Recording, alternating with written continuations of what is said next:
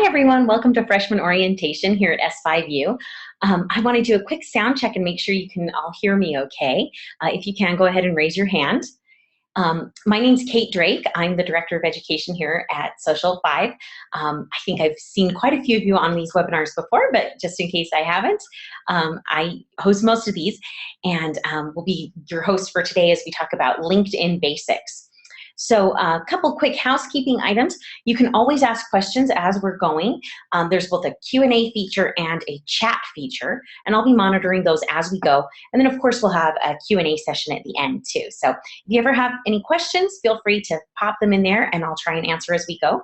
And we'll go ahead and get started.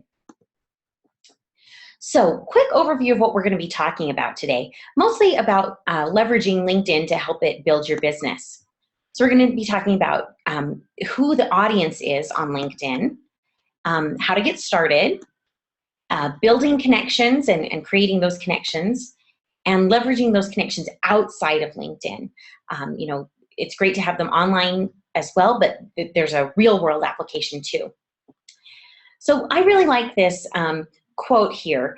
It says, LinkedIn should be connecting you to the information, insights, and people to be more effective.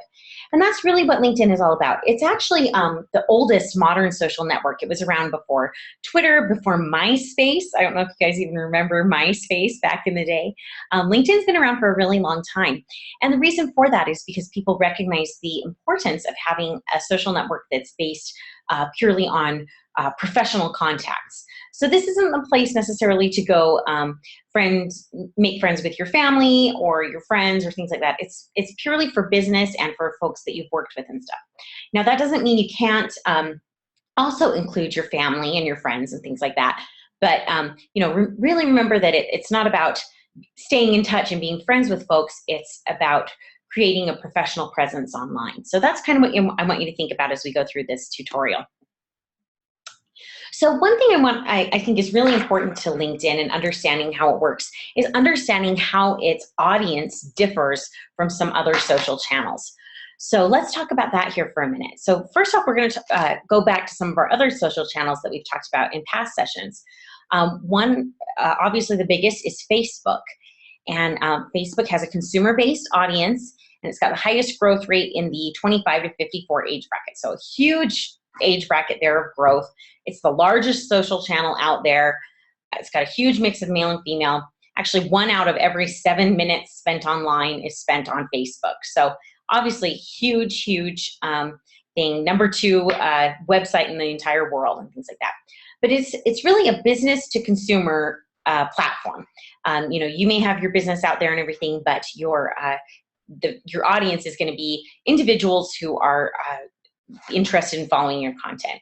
Now, Twitter is also a B2C type channel. Quick read mobile channel, trends a little more urban and a little younger, very equally distributed across gender, education, and economics, right? So again, kind of wide breadth of humanity there. You can find just about anybody on Twitter. Here's where LinkedIn is different. LinkedIn is primarily a business-to-business connection tool. It's really got a networking emphasis, and it's really male-dominated right now, and it's very business-centric. It's also going to skew more highly educated and higher economic strata than the other social channels do. Now, one thing I wanted to say about being male-dominated, LinkedIn really realizes that this is an area where they are lacking, and same with some of the economic issues that they face as well, where it tends to be higher income. They want to attract a wider range of incomes and more diversity as far as gender and race goes.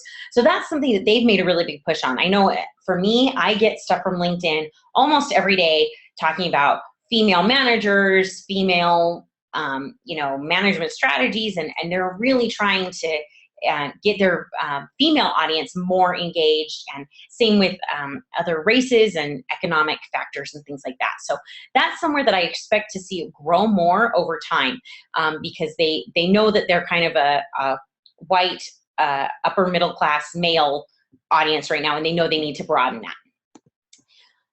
All right, so while you're getting started on LinkedIn, it's pretty easy. First things first, you're just gonna sign into profile at linkedin.com, and you'll be asked for your email address and your password. I'd recommend, most of these social channels, you'd probably use your personal email address. You can do that for LinkedIn too, but you can also put in your business email address if you want people to be able to contact you that way. Once you get to your LinkedIn profile, you can see it kind of shows up just like any other social media profile, right? You're going to see some of the same areas. You're going to be able to see what's happening with your account up here in the right-hand corner. You'll get messages and notifications and connection requests, which are similar to like a Facebook friend request. It's someone who knows you and wants to connect on LinkedIn. And then over here on the other side, you'll see what people are posting kind of in your news feed. That appears below your profile, and it'll show what your connections have posted on LinkedIn. So when we're getting started, we really recommend that you fill out your profile and that you make sure it looks really professional. Because again, if LinkedIn is a B2B network, it's really used for recruiting, vetting, and investigating potential business partners.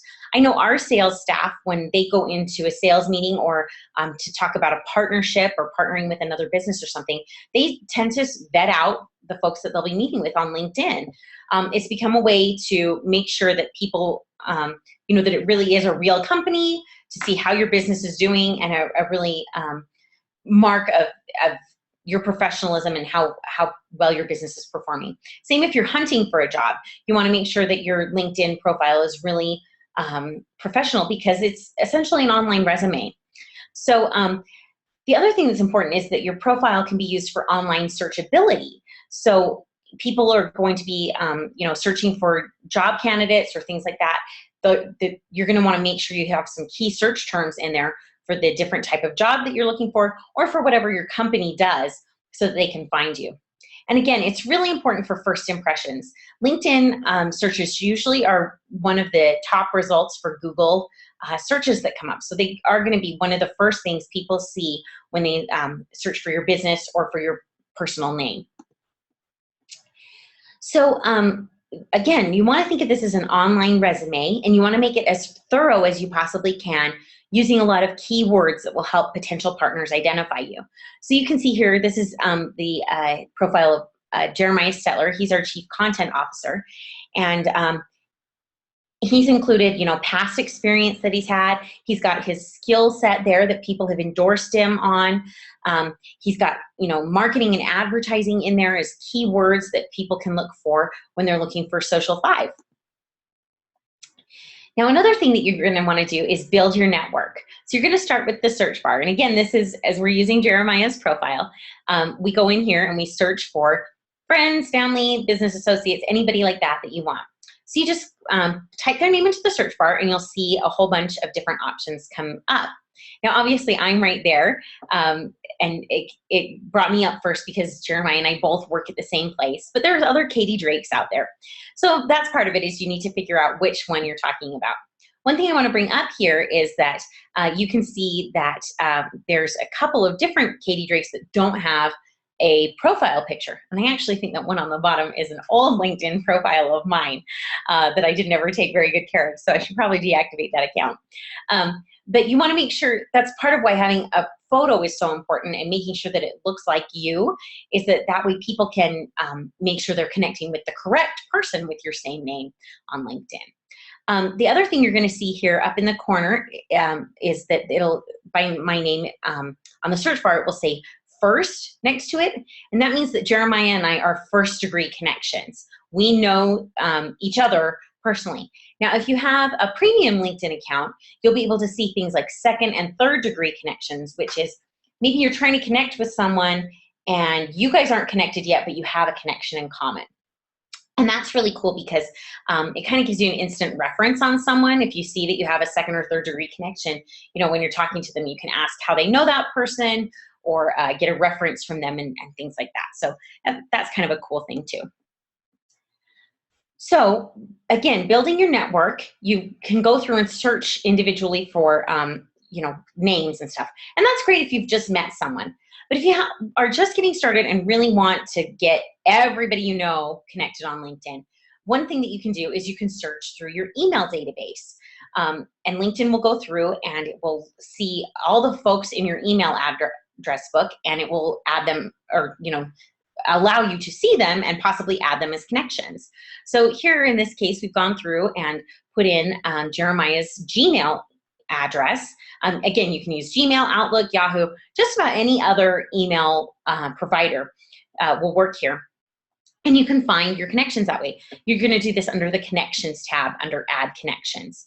And you can go through and put all those folks in, and it will let you add them. It will see if their email address is in LinkedIn, and if so, it'll bring them up like you see down here on the right, and you can add them as a connection. Now, one thing that's really important is to leverage that connection outside of LinkedIn. So you've built your profile, you're adding connections and everything, and you want to give that network time to grow. But it's kind of one of those things that you don't want to just set it and forget it. We really recommend that at least once a week, you hop onto LinkedIn and accept any connection requests that may be pending of folks maybe who you've worked with in the past or whatever who want to talk to you. And then the other thing is to search for new connections. So anyone that you've met over the last week, or new clients, anything like that, go ahead and search for them and add them as new connections as well. And that's going to help build your network and just leverage that. So if you have a sales call with someone or something, go back later that week and add them as a LinkedIn connection so that you can stay in touch. Now, the other really cool thing that you can do is you can post content on your LinkedIn page so that they can see what you're up to. A lot of you probably have a Social 5 package that includes that, where we post that content for you. But you can also do it yourself if that's not something that you want to buy a package for, or if you just have something else that you'd like to share beyond what we're doing on your behalf. The other thing is that you want to make sure that your LinkedIn contacts are part of your email marketing efforts. You can go in and export your connections contact information and send it on over to us, and we'll send them that monthly email blast that that's part of your package. So that's a really great way to stay in touch. To do that, you're going to come over here to Connections and go to Keep in Touch, and then you're going to come over here to this little kind of settings button in the corner, and you can click on that, and it will give you an option to export LinkedIn contacts. And you can export them into an Excel file or a CSV file and send them on over, and we'll get them uploaded into your email database. All right, well, that's all I have for today. Does anybody have any questions about what we've discussed so far? Anything you want me to clarify? Anything like that? We'll go ahead and hang out here for just a minute, because I know sometimes it takes a few minutes for you guys to type something up. So LinkedIn is really a great tool, and I really recommend getting involved in it if you haven't. Kay's asking how you post content, and that's a great question. You're just going to do that from your profile. It's similar to how it works on Facebook. You'd go in and you can post either an article, or with LinkedIn, you can't post so much of a status update as you do with Facebook. It needs to be more like a link or something like that you share. But you can do videos, you can do a link to an article or something like that. Oh, this is a good question. Can we go over the export connections contact info again and why you should do it? Sure, that's no problem. So let's go back here. Ooh, sorry. Oh, darn it. Okay, we'll go here really quick. The reason why you want to do that, while we're getting ahead of ourselves here, is that it's a way to keep in touch outside of LinkedIn. So you're going to be able to send a monthly email blast to those folks. So not only are they seeing you on LinkedIn, but they're getting a monthly email communication from you. And the great part about that is that, the email blast that we're sending out on your behalf is going to be hopefully really useful information, really pertinent to what they're doing, and it'll be something that they want to stay in touch and learn more about. We've had great success with the email marketing campaigns that we've done. Folks tend to like the information that they're getting, and they want to stay connected with you that way. And usually, that's kind of just that. It kind of helps keep you top of mind, and really, when they're ready to bite the bullet and make a purchase of whatever business you run, you're going to be the one that they think of. So that's part of why we want to do it, is that it just helps stay top of mind. It's another way to stay connected outside of just LinkedIn. And yeah, it's just really helpful tool. So you're going to go over to the connections tab, and you're going to click on keep in touch. And then you're going to come over here and do this little button up in the corner that's the settings button. That's the little gear thing. And you're going to click on that, and it will bring you over here to advanced settings, and you can do export LinkedIn connections. And if you click on that, it will give you an option to put it into an Excel file and export all of those, all of that data from the folks that you have connected with on LinkedIn. And then you can just email that over to us at support@social5.com, and we'll get it put in your email marketing for you, okay? Now, if you forget how to do this, go ahead and Google it. There's tons of step-by-step directions that will walk you through it really, really thoroughly, and make sure that you're understanding exactly what's going on. Or, of course, we're recording this, so you're welcome to come back and watch it again later if that works better for you. So I hope that helps. Any other questions? All right. Well, yeah, I just want to really emphasize that LinkedIn is a really great tool. Even if it's not something you've bought a Social 5 package through, I'd really recommend getting on there and at least creating a profile. You don't necessarily have to be posting content and stuff, but you know, start making some contacts, reaching out a little bit, and getting to know people out there. Here's a question. What is the number of contacts I should have in LinkedIn? And that just depends, you know, it's going to vary from person to person. If you have worked at a lot of different jobs and you've had a long career, you're going to have a lot more contacts than someone who's, you know, just out of college or something and doing their first internship. So there's no right or wrong answer on that. But, you know, the bigger you can make your network, the better. So, you know, one thing I would recommend is that, you know, make sure it's people that you actually know. LinkedIn is not a place to go out and just start sending connection requests to people. You know, don't go send Warren Buffett a LinkedIn connection request. Maybe he will accept it, but I doubt it. You know, you want it to be people that you've worked with and that you have a business relationship with. And yeah, just always be working on building that. Again, it's kind of not the place for all your high school friends or whatever, like Facebook or something is, where it's people that you haven't seen for a long time. This is very professional, and it's going to be anyone who's in your professional network. So, all right, we'll go ahead and close out for today. We'll be talking about email and mobile basics next week. So if you want to tune in for that, we'd love to have you. And in the meantime, feel free to send over any questions that you may have. And I'll be posting this again on our blog later today, so you can watch it at your convenience again if you need to. All right, we'll see you all later. Thanks so much.